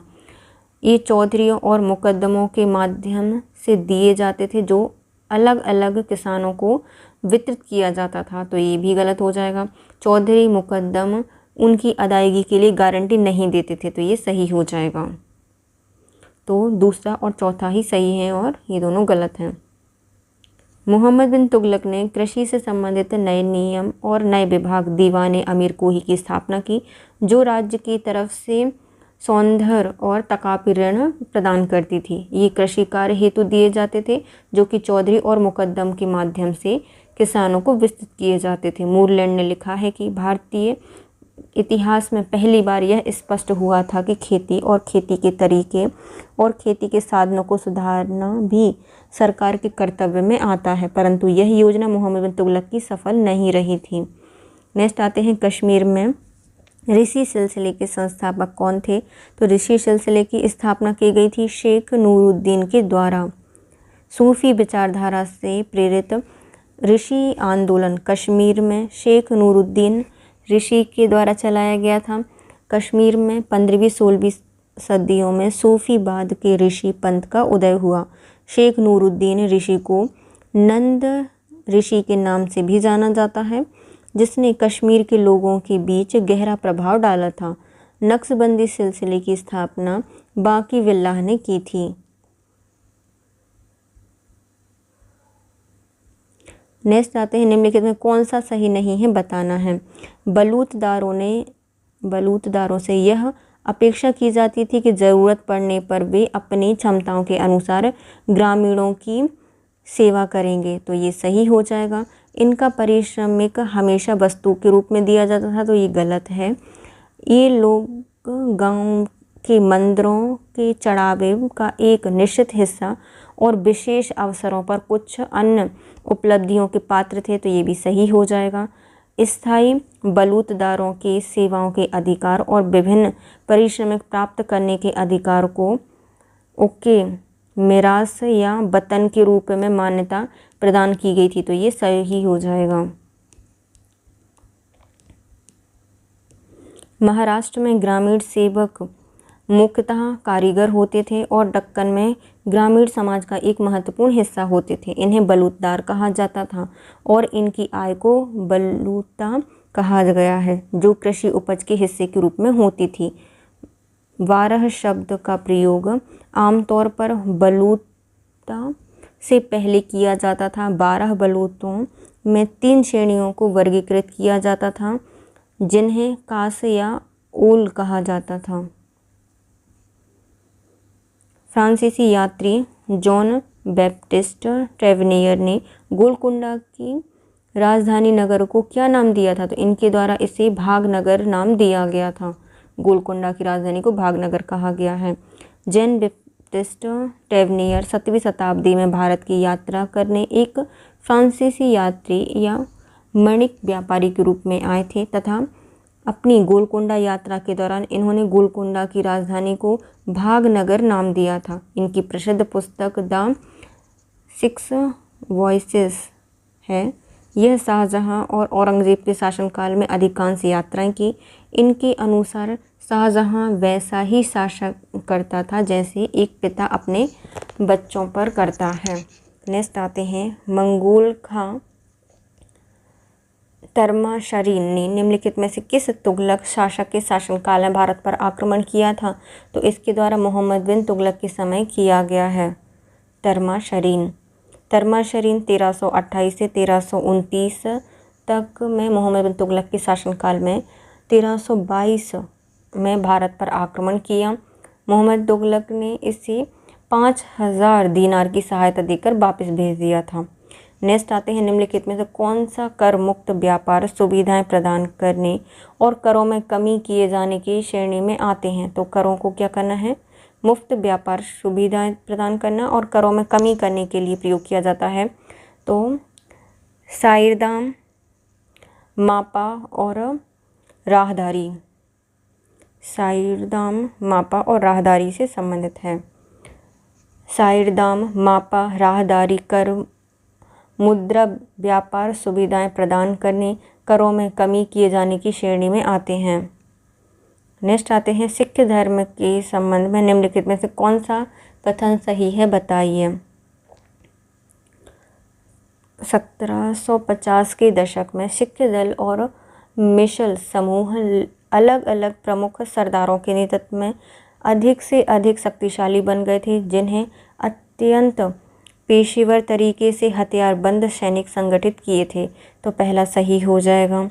दूसरा, चक गुरु या अमृतसर में वार्षिक शरबत खालसा के आयोजन की प्रथा थी, परंतु आपसी मतभेद के कारण प्रत्येक सरदार ने अपने लिए अलग क्षेत्र के निर्माण का इरादा बनाया था। ये भी सही हो जाएगा। इस प्रक्रिया पर अंत में रणजीत सिंह, जो कि 1780 से 1839 तक थे, इन्होंने रोक लगाई थी। इन्होंने खालसा के नाम से पंजाब में एक राज्य की स्थापना की थी। तो ये भी सही हो जाएगा।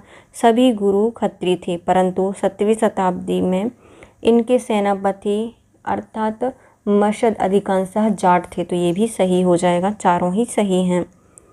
मिसले छोटे राजनीतिक क्षेत्र थे और मुगल बहादुर शाह की 1710 की प्रसारित राजाज्ञा में बड़े पैमाने पर सिखों का उत्पीड़न हुआ था। आगे फ़र्रुखसियर ने भी इस नीति को जारी रखा। ततएव सिखों ने अपने को तारुण दल और बुढ़ा दल में संगठित किया। आगे चलकर इन्हीं से अनेक राजसंघ बने, जो कि मिसलें कहलाईं।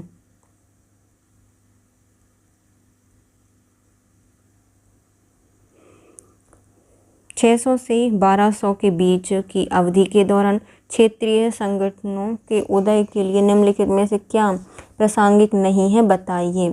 तो संस्कृत ग्रंथों का विकास ये प्रासंगिक नहीं था। पहला, देशी भाषाओं का विकास ये था। स्थापत्य कला और कला का परिष्करण ये भी था, ये भी नहीं था। कला एवं स्थापत्य कला की विशिष्ट क्षेत्रीय शैलियों का उदय ये नहीं था।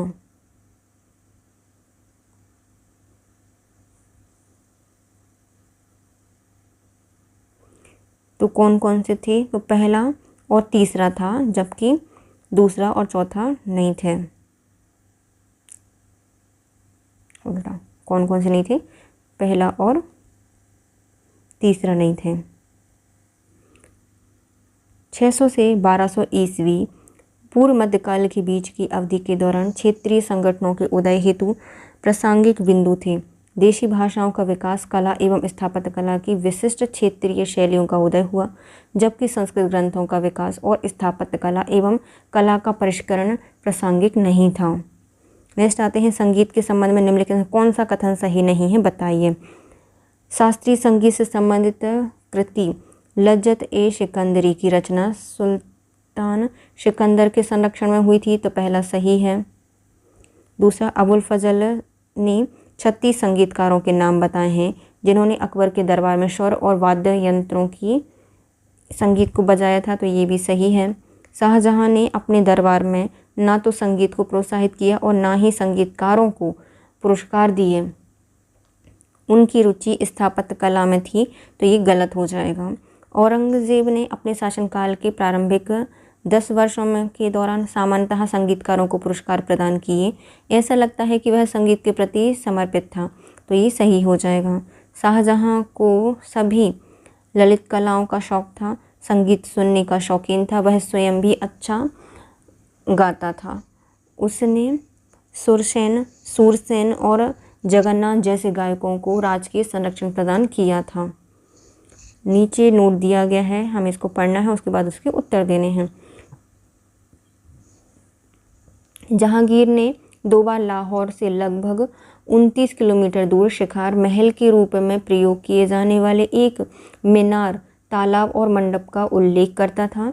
आज इस जगह को शेखपुर के नाम से जाना जाता है, परंतु जहांगीर ने 1606 में इसे जहांगीरपुर कहा था और उसके बाद 1620 में इसे जहांगीराबाद कहा। इन दोनों का अर्थ है जहांगीर का शहर। इसमें जहांगीराबाद अधिक भावनात्मक रूप है। जहां जहांगीर के प्रिय लंगड़े हिरन की 1606 में मृत्यु हो गई थी, उसे एक कब्र में दफना दिया गया और उसके ऊपर हिरन की प्रतिमा और कश्मीर में मुल्ला मोहम्मद हुसैन द्वारा लिखी गई प्रशस्ति लगा दी गई। किसने लिखी थी? मुल्ला मोहम्मद हुसैन ने लिखी थी। इस समाधि प्रस्तर के समीप उस क्षेत्र के जागीरदार सिकंदर मुइन खां की देखरेख में 1606 में लगभग एक मीनार का निर्माण कराया गया। जहांगीर के आदेश अनुसार सिकंदर मुइन खां ने एक तालाब और महल का भी निर्माण कराया। जब निर्माण कार्य प्रगति पर था, उसी समय मुइन की मृत्यु हो गई। इसके बावजूद परिसर का निर्माण कार्य 1620 में ठीक प्रकार से पूरा हो गया। बाद के चरणों का निर्माण कार्य इरादत खां की देखरेख में पूरा हुआ। इसके निर्माण पर इतना अधिक व्यय हुआ था कि बादशाह ने अपने संस्मरणों में इस राशि का उल्लेख किया है। जहांगीर ने इस स्थल को एक शाही शिकार स्थल माना था, यद्यपि उसके उत्तराधिकारियों ने इस जगह को अपर्याप्त पाया और 1634 में इसके मंडप के पुनर्निर्माण पर काफ़ी धन व्यय किया गया। निम्नलिखित में से किस शहर में अकबर के शासनकाल में निर्मित नीम शराह मीनार स्थित है? तो ये हो जाएगी मालदा में। मतलब पढ़ रहे हो जहांगीर का, क्वेश्चन आ गया अकबर का, तो अकबर ने कहाँ पर नीम शराह मीनार बनवाई है? मालदा में बनवाई है। अकबर के शासनकाल में निर्माण कार्यों में हिंदू मुस्लिम शैलियों का व्यापक समन्वय मिलता है। अकबर ने आगरा और फतेहपुर सीकरी के अनेक महलों किलों का निर्माण कराया है। इसके शासनकाल में मालदा में नीम सराह नामक मीनार का निर्माण भी करवाया था। नेक्स्ट आते हैं, जहांगीर ने अपनी पुस्तक में मीनार, तालाब और मंडप का 2 बार उल्लेख किया है। तो कौन सी पुस्तक है? तो तुजुक-ए-जहांगीरी है। तुजुक-ए-जहांगीरी में मुग़ल बादशाह जहांगीर की आत्मकथा, यह फारसी में लिखी गई है। यह पुस्तक में जहांगीर ने मीनार, तालाब और मंडप का 2 बार उल्लेख किया है। निम्नलिखित में से किसे शेखू बाबा भी कहा गया है? तो बादशाह जहांगीर को शेखू बाबा कहते थे अकबर। जहांगीर का जन्म 31 अगस्त 1569 को मुग़ल सम्राट अकबर की पत्नी मरियम उज़मानी से हुआ था। जहांगीर का जन्म शेख सलीम चिश्ती के आशीर्वाद से हुआ था, अतः अकबर उसे प्यार से शेखू बाबा कहकर पुकारते थे। जहांगीरपुर और जहांगीराबाद दोनों नामों का एक ही अर्थ है, जहांगीर का शहर। पूरा शब्द किस भाषा से लिया गया है? तो इसको संस्कृत भाषा से लिया गया है। पूरा शब्द संस्कृत भाषा से लिया है, पूरा शब्द। शेखुपुरा मीनार की योजना अकबर के शासनकाल में निर्मित हिरण मीनार के समान है। हिरण मीनार निम्नलिखित में से किस शहर में स्थित है? हिरण मीनार ये है फतेहपुर सीकरी में। कहाँ पर है? फतेहपुर सीकरी से संबंधित है। हिरण मीनार फतेहपुर सीकरी में स्थित है। इसे अकबर ने अपने प्रिय हाथी और हिरण के नाम पर बनवाया है। निम्न आते हैं, ब्रिटेन ने भारत पर शासन करने का अधिकार कैसे हासिल किया था? निम्नलिखित वक्तव्यों पर विचार में सही उत्तर बताइए। 1757 से 1857 के दौरान मुगल साम्राज्य का विघटन और मराठा, सिख एवं अन्य क्षेत्रीय संप्रभुता द्वारा अर्पण और उनकी विजय के द्वारा। तो पहला सही है। ब्रिटिश संवैधानिक विधि और यूरोप में प्रतिपादित लॉ ऑफ नेशंस के अधीन भारत में संप्रभुता में ब्रिटिश संसद की प्राधिकार एवं अधिक सभ्य राष्ट्रों की मान्यता शामिल थी। तो ये भी सही है। चार्टर द्वारा प्रदान किए जाने वाले ईस्ट इंडिया कंपनी को संप्रभुत्व का दर्जा मिला। पेरिस और वाल्से की संधियों और कांग्रेस ऑफ वियना ने इस दर्जे की अंतर्राष्ट्रीय मान्यता संप्रेरित कर दी। तो ये भी सही हो जाएगा। पहला, दूसरा, तीसरा सही है। 1857 के विद्रोह के दमन के बाद मुगल शासक ने ब्रिटेन को संप्रभुता हासिल की थी। तो ये गलत हो जाएगा। पहले 3 सही है, चौथा गलत हो जाएगा। ब्रिटेन के भारत पर शासन करने का अधिकार प्राप्त करने के निम्न चरण हैं। पहला, 1757 से 1857 के दौरान मुगल साम्राज्य का विघटन हुआ और मराठा, सिख और अन्य क्षेत्रीय संप्रभुता द्वारा अर्पण और उनकी विजय से। ब्रिटिश संवैधानिक विधि यूरोप में प्रतिपादित लॉ ऑफ नेशन के अधीन भारत में संप्रभुता में ब्रिटिश संसद का प्राधिकार और उनके सभी सभ्य राष्ट्रों की मान्यता शामिल कर दी गई। तो ये भी सही है। चार्टर प्रदान किए जाने से ईस्ट इंडिया कंपनी को संप्रभुता का दर्जा मिला और पेरिस और वासेल की संधियों एवं कांग्रेस ऑफ वियना ने इस दर्जे की अंतर्राष्ट्रीयता मान्यता संप्रेरित की। तो ये भी सही है। भारत में अंग्रेजों की स्थिति में तब सुधार हुआ जब 1632 ईस्वी में उन्हें गोल्डन फरमान दिया गया। यह फरमान किसने दिया था? तो गोलकुंडा के सुल्तान के द्वारा दिया गया था। गोल्डन फरमान 1632 में अंग्रेज़ों ने गोलकुंडा के सुल्तान अब्दुल कुतुब शाह से एक फरमान प्राप्त किया। सुनहरा फरमान। 500 पैगोडा वार्षिक कर अदा करने के बाद गोलकुंडा राज्य में स्थित बंदरगाहों से व्यापार करने का एकाधिकार प्राप्त हो गया। निम्नलिखित में से कौन सा कदम लॉर्ड कर्जन ने नहीं उठाया था? इसने द कोलकाता म्यूनिसिपल एमरेट एक्ट पारित किया था, इंडियन यूनिवर्सिटी एक्ट पारित किया था, Indian official secrets amendment act भी पारित किया था। ये भी सही। वर्नाकुलर प्रेस एक्ट लिटन से संबंधित है, ना कि कर्जन से। Vernacular press act viceroy Lytton के द्वारा 1878 में पारित किया गया था। यह एक्ट ने भारतीय भाषाओं में प्रकाशित होने वाले सभी समाचार पत्रों पर नियंत्रण लगाया था, किंतु यह एक्ट अंग्रेजी में प्रकाशित होने वाले समाचार पत्रों पर लागू नहीं था। यह घृणित अधिनियम को लॉर्ड रिपन के द्वारा 1882 में समाप्त कर दिया गया। तो कर्जन ने कौन कौन से दाम?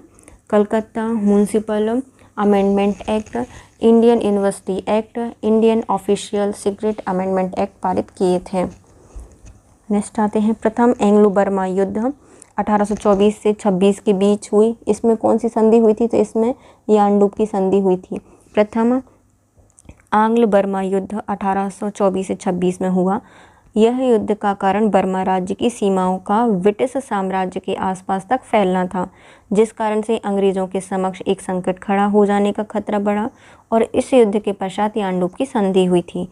नेक्स्ट आता है यूरोप में सप्तवर्षीय युद्ध, जो कि 1756 से 1763 तक हुआ। इसके फलस्वरूप भारत स्थित फ्रांसीसी और ब्रिटानिया बस्तियों के बीच भी खुली शत्रुता पैदा हो गई।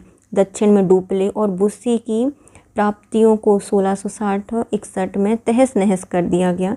भारत में फ्रांसीसी परिसंपत्तियों की पुनर्स्थापना का प्रावधान किस संधि में किया गया था? तो इसके लिए हुई थी पेरिस की संधि। कर्नाटक का तृतीय युद्ध अंग्रेजों और फ्रांसीसियों के मध्य 1756 से 1763 के मध्य हुआ। इसी समय यूरोप में सप्तवर्षीय युद्ध प्रारंभ था। कर्नाटक के तृतीय युद्ध सप्तवर्षीय युद्ध का ही एक महत्वपूर्ण अंश माना जाता है। 1763 में यह संपन्न हुई पेरिस की संधि के द्वारा अंग्रेजों ने चंद्रनगर को छोड़कर शेष अन्य प्रदेशों जो कि फ्रांसीसियों के अधिकार में 1749 ईस्वी तक थे वापस कर दिए और ये क्षेत्र भारत के स्वतंत्र होने तक इसके पास बने रहे। सरकारी अभिलेखों के संदर्भ में कंसल्टेंस क्या था? तो कंसल्टेंस का संबंध था बंगाल में अंग्रेज ईस्ट इंडिया कंपनी के तमाम किस्म के कारोबार। भारत में ईस्ट इंडिया कंपनी का शासन 1773 से शुरू हुआ। बंगाल में ईस्ट इंडिया कंपनी के तमाम किस्म के कारोबार को सरकारी अभिलेखों में कंसल्टेंस के नाम से जाना जाता है। निम्नलिखित में से किस अधिनियम के दौरान सत्याग्रह, बहिष्कार और जन विरोध के कई अन्य कारगर तौर तरीके का विकास और प्रयोग किया गया? तो ये हुआ था बंगभंग विरोधी आंदोलन में। बंगाल के विभाजन के बाद अंग्रेज़ों ने भारत के मध्य फूट डालने के लिए बंगाल विभाजन का निर्णय लिया। 16 अक्टूबर 1509 को कर्जन के द्वारा विभाजन की तिथि घोषित कर दी गई। भारतीयों ने इसका व्यापक पैमाने पर विरोध किया। नेताओं लोगों ने विदेशी वस्तुओं एवं वस्तुओं के बहिष्कार की अपील की। योजना का क्रियान्वयन की तिथि को शोक पर्व के रूप में मनाया गया। रविन्द्रनाथ टैगोर ने इस दिन रक्षाबंधन पर्व के रूप में मनाए जाने का आह्वान किया था। नेक्स्ट आते हैं 1946-47 के दौरान हैदराबाद का निज़ाम कौन था? तो हैदराबाद में थे मीर उस्मान अली। मीर उस्मान अली हैदराबाद के निज़ाम थे। 1946-47 में हैदराबाद के निज़ाम मीर उस्मान अली थे। इसने हैदराबाद पर 17 सितंबर 1948 पर शासन किया था तक। सार्वजनिक मंचों पर प्रदर्शनीय कार्यक्रम पर कड़ा राजनीतिक नियंत्रण लगाने वाले द ड्रामेटिक परफॉर्मेंसेस एक्ट को किस वर्ष में पारित किया गया था? तो इसको 1876 में पारित किया गया था। द ड्रामेटिक परफॉर्मेंस एक्ट को 1876 में पारित किया गया है 1876 में। सार्वजनिक मंचों पर प्रदर्शनीय कार्यक्रमों पर कड़ा राजकीय नियंत्रण लगाने वाले the dramatic performances act British सरकार के द्वारा सन 1876 में लागू किया गया नाटकीय प्रदर्शन अधिनियम, जिसे अक्सर DPA के नाम से जाना जाता है, 1876 में वायसराय नॉर्थब्रुक के प्रशासन के तहत लगाया गया। अधिनियम में भारत में थिएटर को बेहतर ढंग से नियंत्रित करने के लिए ब्रिटिश प्रशासन को सशक्त बनाने का प्रावधान था। क्या था? बेहतर नियंत्रण करने के लिए ब्रिटिश प्रशासन को सशक्त बनाने का प्रावधान किया गया था। इसमें भारतीय समाज को मूक, बाधिर और गतिहीन समाज बताने वाले सबसे पहले विद्वान कौन थे? तो इनका नाम है GWF हीगल। लीगल भी नहीं था तब भी बोल दिया।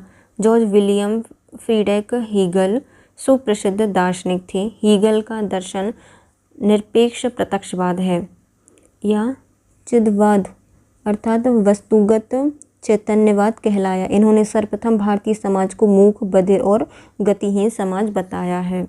नेक्स्ट आते हैं संघ और उनसे संबंधित संस्थापक।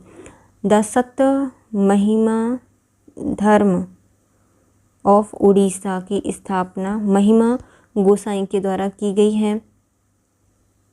फिर आते हैं द स्वामी नारायण संप्रदाय ऑफ गुजरात, इसकी स्थापना की गई थी सहजानंद सरस्वती के द्वारा। द परमहंस मंडली की स्थापना दादोबा पांडुरंग के द्वारा की गई है और देव समाज डिवाइन सोसाइटी की स्थापना पंडित शिव नारायण अग्निहोत्री जी के द्वारा की गई थी। द सत्य महिमा धर्म ऑफ ओडिशा की स्थापना महिमा गोसाई ने की थी। द स्वामी नारायण संप्रदाय ऑफ गुजरात की स्थापना सहजानंद ने की थी। द परमहंस मंडली की स्थापना ददोबा पांडुरंग के द्वारा की गई थी और देव समाज डिवाइन सोसाइटी की स्थापना पंडित शिव नारायण अग्निहोत्री के द्वारा की गई थी। नेक्स्ट आते हैं मद्रास उच्च न्यायालय में मुथुस्वामी अय्यर की नियुक्ति का निम्नलिखित में से किसने इस आधार पर विरोध किया था कि देशज अधिकारियों को समान परिस्थितियों में कार्यरत यूरोपीय अधिकारियों के समान वेतन नहीं मिलना चाहिए। तो ये कहा था मद्रास मेल के लिए।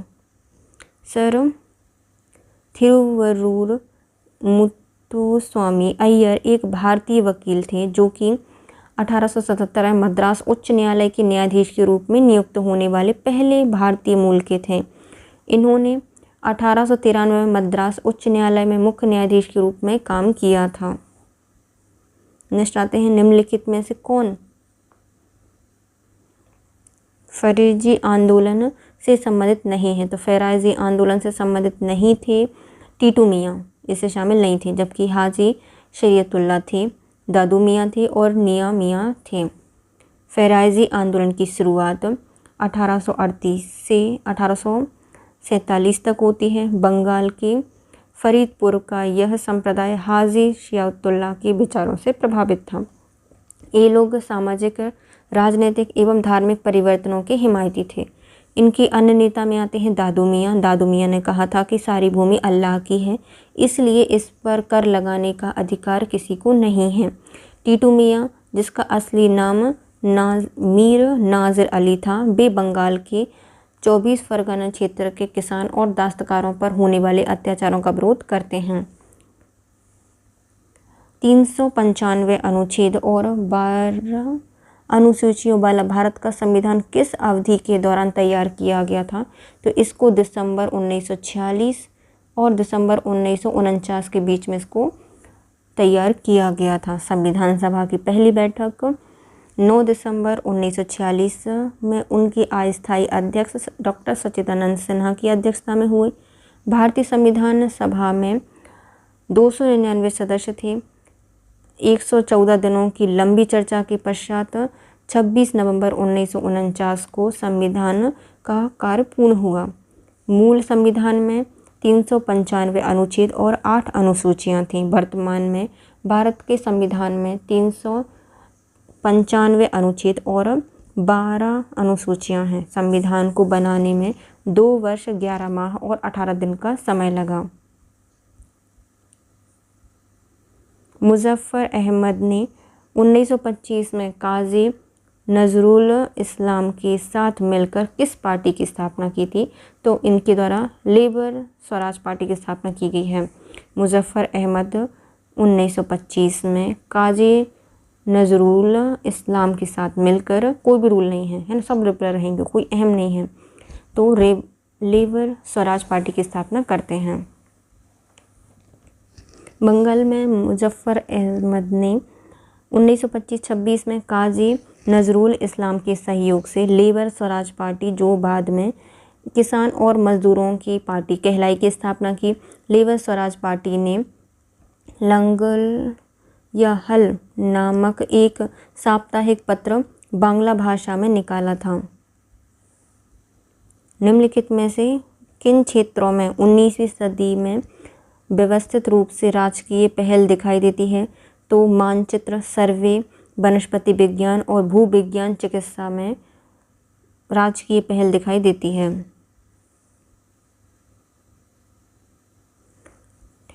टेक्नोमेट्रिकल सर्वे ऑफ इंडिया की स्थापना 1802 में हुई थी। भारतीय वनस्पति सर्वेक्षण की स्थापना 1887 में की गई।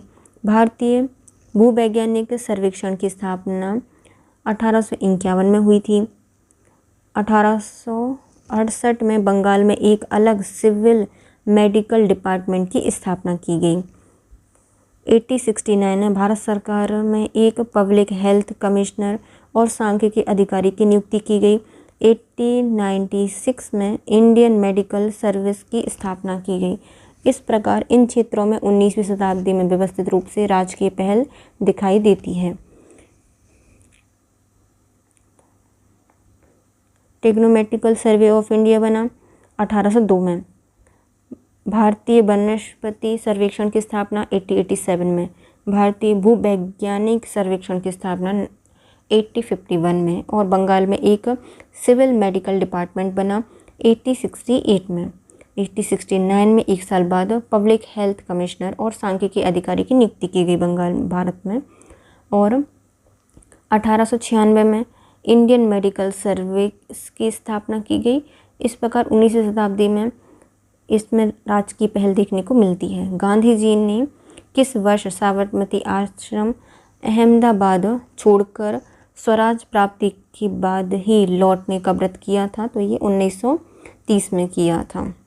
गांधी जी ने साबरमती आश्रम की स्थापना 1917 को साबरमती नदी के तट पर की थी। 12 मार्च 1930 को यहीं से गांधी जी ने दांडी यात्रा शुरू की और उस समय कसम खाई थी कि जब तक भारत को आज़ाद नहीं मिल जाएगी तब तक वे आश्रम वापस नहीं आएंगे। इस बहस का अभी अंत नहीं हुआ है कि ब्रिटिश शासन के अधीन भारतीय अर्थव्यवस्था का अभिलक्षण विकास या गतिरोध था और उत्तरोत्तर गरीबी बढ़ी थी। इस बहस के अनिर्णित चरित्र का क्या प्रमुख कारण है? तो इसका प्रमुख कारण है संबंधित गुणात्मक आंकड़े अपर्याप्त हैं। ब्रिटिश शासन के अधीन भारतीय अर्थव्यवस्था का अभिलक्षण निर्धारित करने वाले संबंधित गुणात्मक आंकड़े अपर्याप्त हैं, जिससे यह निर्णय करना मुश्किल है कि उस समय भारतीय अर्थव्यवस्था की अभिलक्षण विकास या गतिरोध हुआ था या उत्तरोत्तर गरीबी बढ़ी थी। फ्रांसिस कैरो ने भारत में पहली फ्रांसीसी फैक्ट्री की स्थापना कब की थी? तो इसको 1667 में स्थापना की गई थी। 1667 में फ्रांसिस कैरो के नेतृत्व में फ्रांस से नाविकों का जत्था रवाना हुआ। 1668 में फ्रांसिस कैरो ने सूरत में पहली फ्रांसीसी फैक्ट्री की स्थापना की थी। दूसरी फैक्ट्री मछलीपट्टनम में स्थापित की गई थी। निम्नलिखित में से किसने मॉन्टेग्यू चेम्सफोर्ड अधिनियम के प्रावधानों को लागू कराने के लिए अंग्रेज़ों के साथ दिया और इनके प्रति निष्ठा की घोषणा की? 1930 के दशक के उत्तरार्ध में इनका कांग्रेस में विलय हो गया, जिससे राष्ट्रीय आंदोलन का आधार व्यापक था। तो ये है गैर ब्राह्मण संघ से संबंधित हैं। महाराष्ट्र में गैर ब्राह्मण आंदोलन का आरंभ ज्योतिबा फूले के नेतृत्व में हुआ था। महाराष्ट्र में गैर ब्राह्मण आंदोलन ने 19वीं सदी के अंत तक 2 समानांतर प्रवृत्तियों का विकास किया। एक अधिक धनी वर्ग गैर ब्राह्मण के नेतृत्व वाली रूढ़िवादी प्रवृत्ति थी, जो कि अपनी मुक्ति के लिए ब्रिटिश सरकार में आस्था रखते थे, और 1919 के मॉन्टेग्यू चेम्सफोर्ड सुधार के बाद इन्होंने गैर ब्राह्मण एसोसिएशन नाम से एक अलग और निष्ठावान राजनीतिक दल का गठन किया, जिसने अंग्रेजी शासन का समर्थन किया। मुंबई प्रेसिडेंसी में गैर ब्राह्मण आंदोलन ने विदर्भ में 1938 में औपचारिक रूप से कांग्रेस में विलय का निर्णय लिया। इस तरह कांग्रेस को एक व्यापक जनाधार प्राप्त हुआ था। नेक्स्ट आते हैं, इनमें से किसने यह लिखा है कि कांग्रेस का जन्म एक षड्यंत्र के तहत हुआ था, जिसका उद्देश्य था भारत में एक लोकप्रिय जनोभार को अब पहले से रोकना, और पूंजीवादी नेता इसमें शामिल थे। तो ये थे आर.पी. दत्त के द्वारा कहा गया है। रजनी पामदत्त ने अपनी पुस्तक इंडिया टुडे में यह लिखा है कि अंग्रेज़ों की जो कांग्रेस का जन्म है वह अंग्रेज़ों के षड्यंत्र का तहत था, जिसका उद्देश्य था अंग्रेज़ों के विरुद्ध भारतीय जनता के मन में बढ़ने वाले असंतोष को बाहर निकालना और एक सेफ्टी वल्व का कार्य करना। नेक्स्ट आते हैं, किस व्यवस्था अर्थात बंदोबस्त के अधीन भारतीय राज्य विदेश रक्षा मामलों में अपने अधिकार खो बैठे थे। तो ये सहायक संधि प्रणाली के तहत बंदोबस्त के अधीन भारतीय राज्य एवं विदेशी रक्षा मामलों के अपने अधिकार खो बैठे थे। भारत में सहायक संधि की शुरुआत सर्वप्रथम डुप्ले ने भारतीय नरेशों को धन के बदले में अपने सैनिकों को किराए पर रखना उपलब्ध कराया। बाद में क्लाइव और कॉर्नवालिस ने भी इस नीति को अपनाया। वेलेज़ली ने इसे सुनिश्चित एवं व्यापक प्रारूप प्रदान किया। सहायक संधि एवं देसी राजाओं के बीच होती थी, जो कि ब्रिटिश कंपनी और राजाओं के बीच होती थी। संधि के अनुसार कंपनी देसी राजाओं को सैनिक सहायता देने का वचन देती थी और उनके बदले में उससे निश्चित आर्थिक सहायता लेती थी, और इस संधि को स्वीकार करने वाला राज्य विदेशी और रक्षा मामलों में अपने अधिकार खो बैठता था। नेक्स्ट आते हैं, कौन सा इसमें सम्मिलित नहीं है वो बताइए। संघ और से संबद्ध बताइए। भारत स्त्री महामंडल का संबंध सरला देवी चौधराइन से है, तो पहला सही है। विमेंस इंडियन एसोसिएशन टिया से संबंधित है, तो ये गलत हो जाएगा। The national council of women lady Meherbai Tata से संबंधित है, ये भी सही है। और all India women's conference Margaret Cousins से संबंधित, तो ये भी गलत हो जाएगा, मतलब ये सही हो जाएगा और बी बस गलत है और सभी सही है। विमेंस इंडियन एसोसिएशन की स्थापना 1917 में एनी बेसेंट द्वारा अडयार मद्रास में की गई थी। इसमें मार्गरेट कंजेश और जीना राजा दास आदि महिलाएं इनकी सहयोगी थीं। इस एसोसिएशन का उद्देश्य महिलाओं की अशिक्षा, बाल विवाह, देवराजी आदि कुप्रथाओं से बचाना और उनका सशक्तिकरण करना था।